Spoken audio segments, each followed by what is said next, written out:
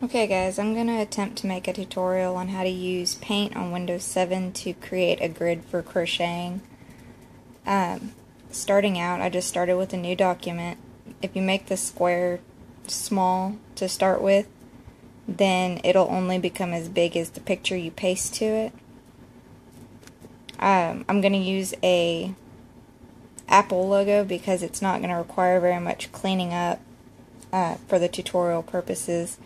Instead of bringing up the entire picture, which is pretty large, I'm just going to use the thumbnail from the Google search.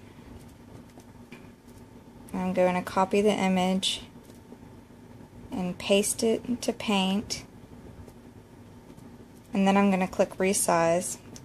You're going to change the measurement to pixels, and then change it horizontally would be how many stitches wide you would want it, and vertically is how many rows long you want it. You want to make sure this maintain aspect ratio box is still checked, because it'll keep this in proportion and won't let the picture distort length or width wise.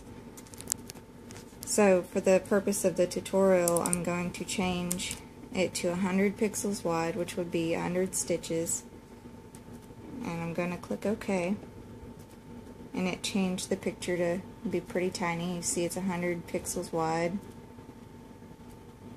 And then we're going to go to View, and we're going to click Show Grid Lines. And it put a graph over it. Then you're going to go down to this bottom corner and zoom it in all the way to 800. And that just created a graph for you. And each stitch on the graph is one single crochet. Alright, and that's how you make a grid on Paint for Windows 7.